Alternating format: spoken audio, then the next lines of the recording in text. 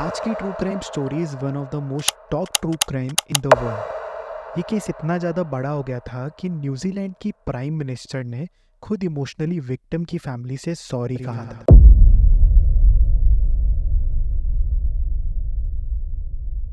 So guys, we are talking about the case of the social media killer, the sex demon और the Tinder killer. Grace Millane England के Essex city में रहने वाली 21 साल की लड़की थी जिसने रिसेंटली अपनी ग्रेजुएशंस कंप्लीट करी थी यूनिवर्सिटी ऑफ लिंकन से, कि एक अलग फेज में जाने वाली थी, एक नए फेज में कदम रखने वाली थी।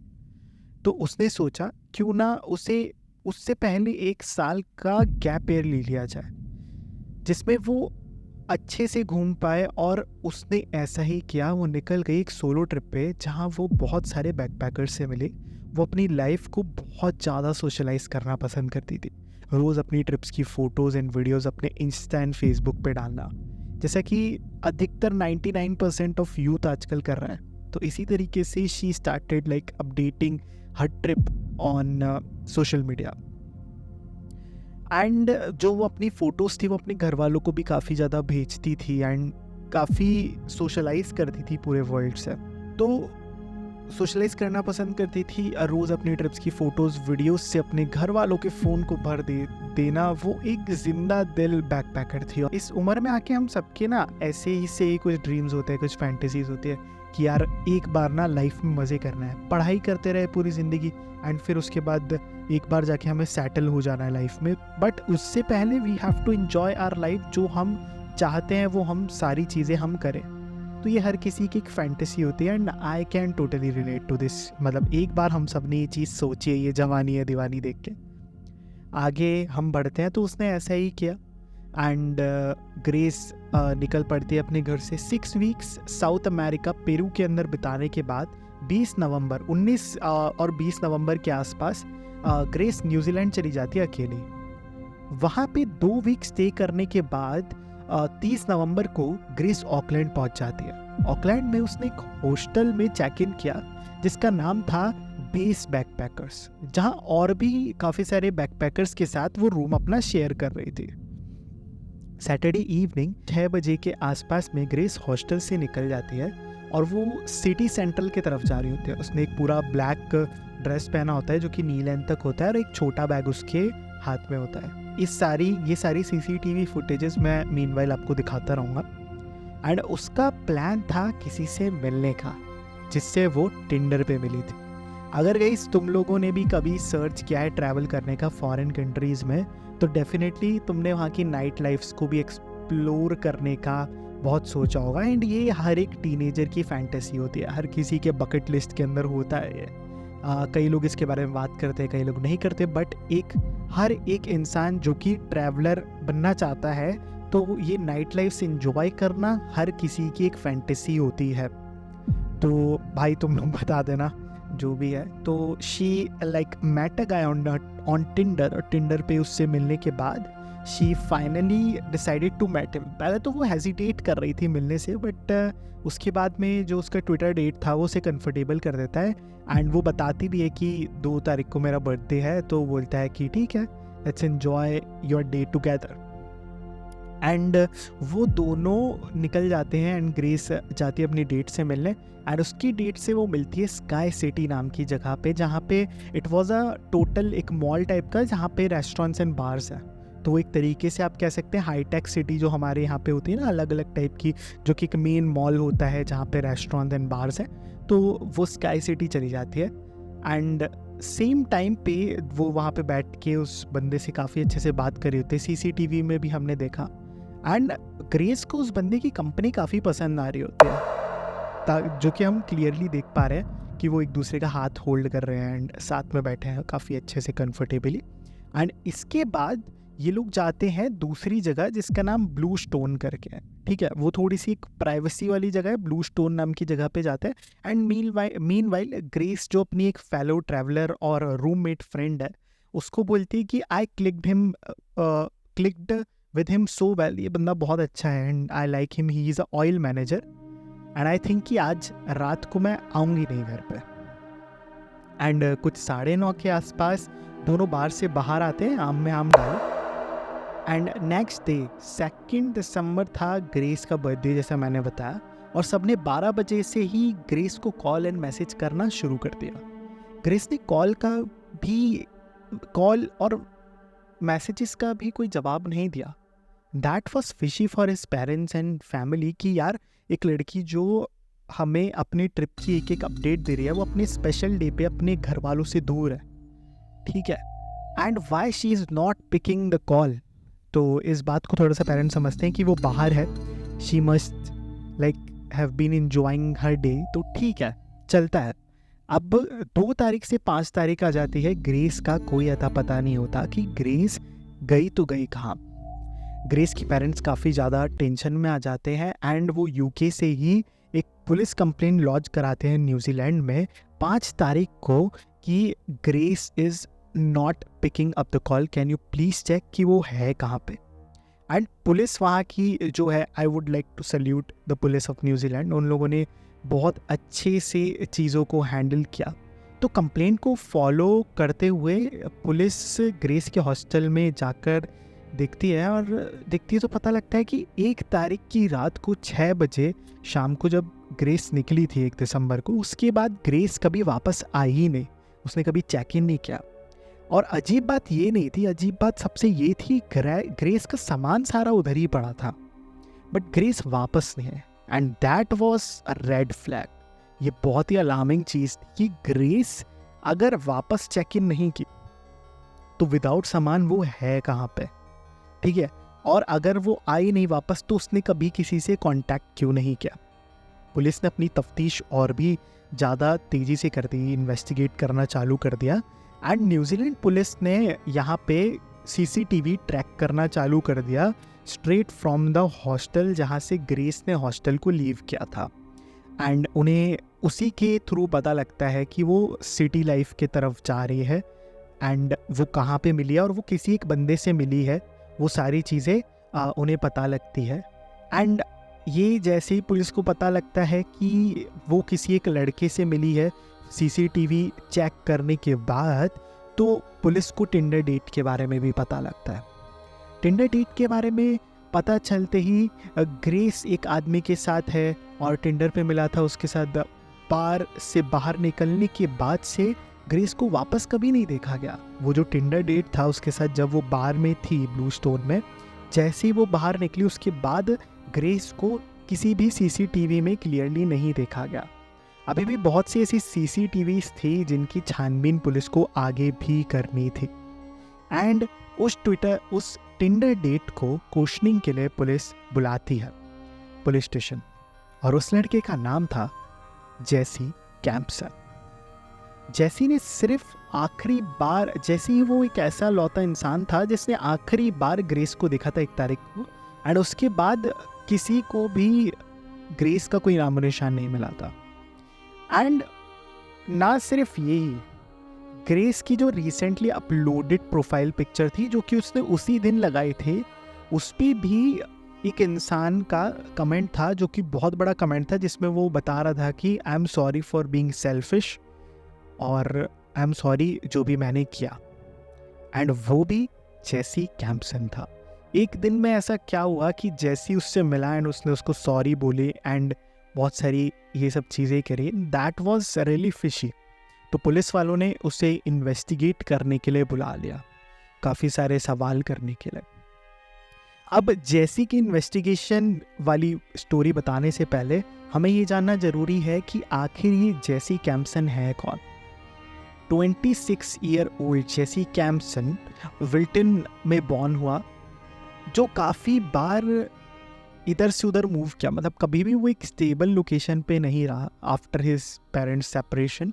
एंड ज़्यादातर वो अपने दादा दादी के साथ ही रहा और उसके दादा दादी ने ही उसे बॉटअप किया और उसको पाला पोसा और बड़ा किया, क्योंकि पेरेंट्स का कभी भी उसको प्यार मिला नहीं। वो एक ऑयल मैनेजर था and a funny handsome average working गाय, ऐसा उसने ग्रेस को बताया था, पर असलियत कुछ और थी।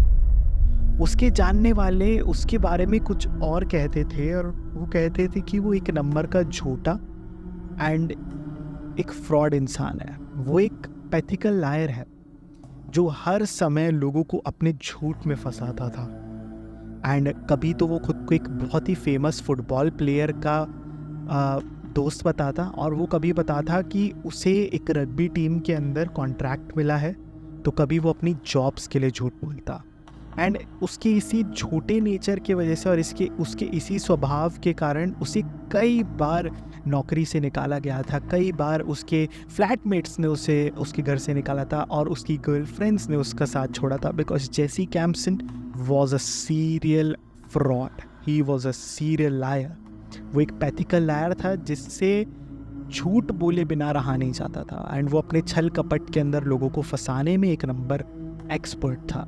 जेसी को 1 दिसंबर को ही सेल्समैन की नौकरी से निकाला गया था, सेम उसी दिन जिस दिन वो ग्रेस से मिला था।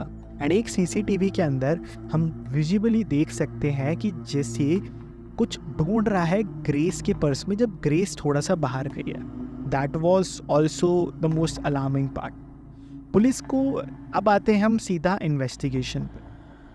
पुलिस को जैसी बताता है कि हम टिंडर पे मिले थे, उसके बाद हम दोनों ने मिलने का प्लान किया, एंड 9:30 बजे के आसपास आफ्टर एक्सचेंजिंग अ क्यूट किस एंड हग, और दूसरे दिन हमें क्या करना है वो प्लान डिस्कस करने के बाद हम लोग अलग अलग रास्ते पे चले गए। ऐसा जेसी का कहना था कि हम दोनों फिर अलग अलग रास्ते पे चले गए। एंड नेक्स्ट डे जब मैंने उसको टेक्स्ट किया तो उसका कोई रिप्लाई नहीं आया, एंड मैंने सोचा कि हो सकता है she is not interested in me, तो फिर उसके बाद मैंने उसको बॉदर करने की कोशिश नहीं की।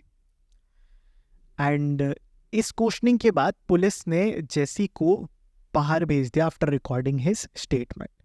And while in custody Jesse से जब ये चीज़ें हो रही थी तो भी जेसी काफ़ी सारे रेड फ्लैग्स दे रहा था। उसने पुलिस वालों से पूछा काफ़ी घबरा के, क्या मुझे किसी ऐसी चीज़ की सज़ा मिल रही है जो मैंने किया ही नहीं।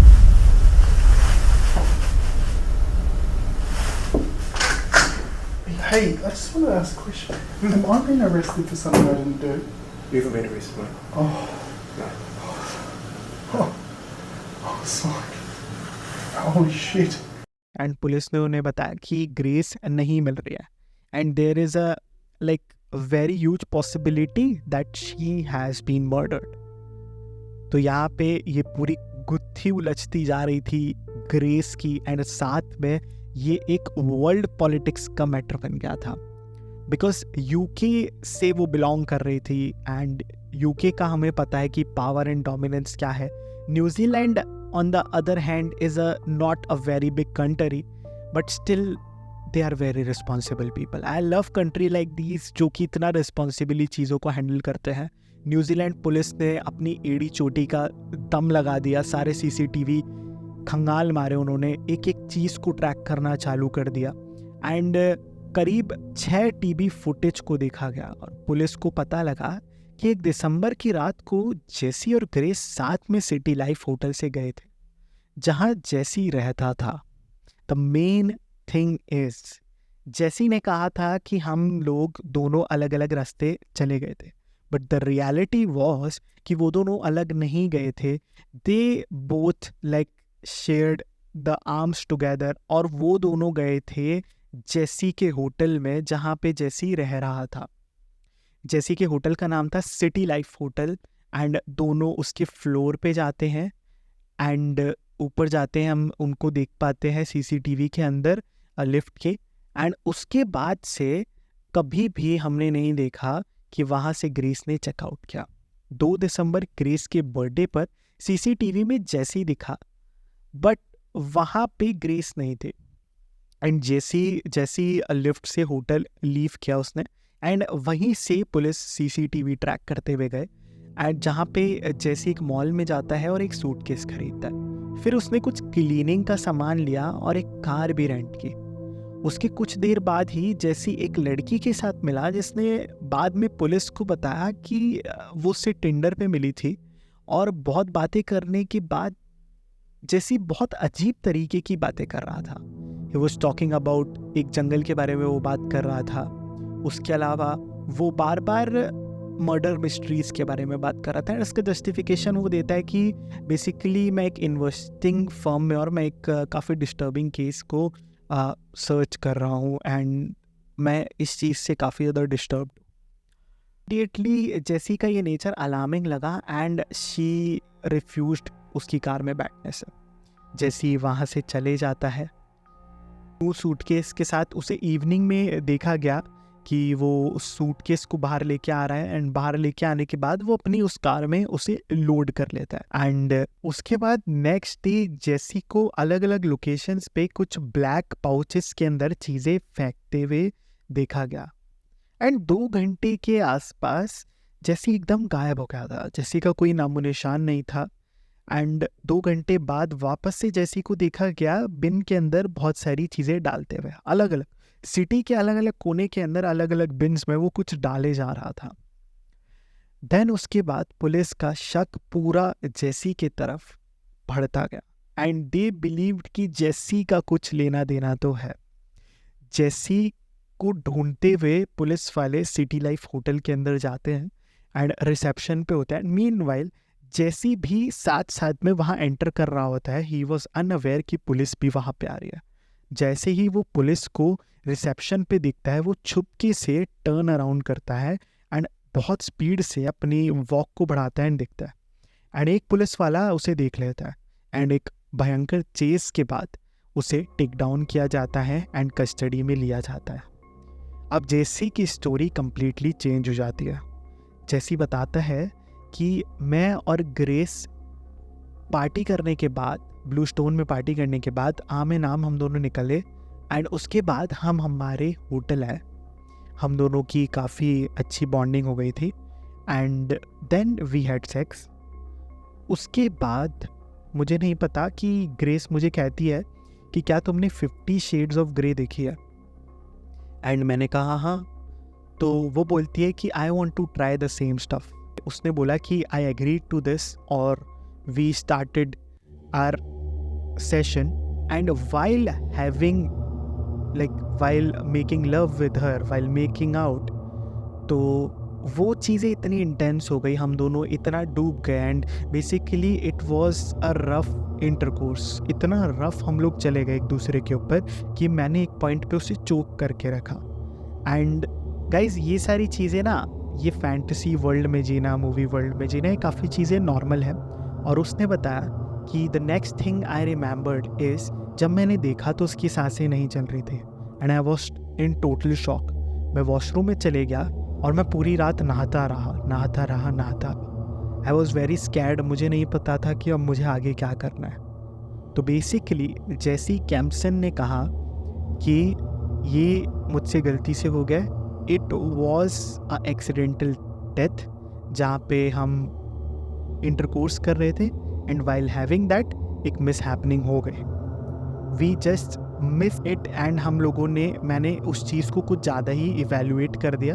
मैं ज़्यादा ही करेक्टर में आ गया एंड BDSM करते हुए मैंने उसे काफ़ी एक एक्सट्रीम लेवल पे ले गया, जिसके कारण ग्रेस की डेथ हो गई। एंड अब पुलिस वालों का क्वेश्चन ये था कि हमें पता चल गया है कि तुमने ग्रेस को मारा, अब ग्रेस है कहाँ? तो उसने पूरा अपना बताया पुलिस वालों को कि ग्रेस को मैंने जंगल के अंदर गाड़ दिया।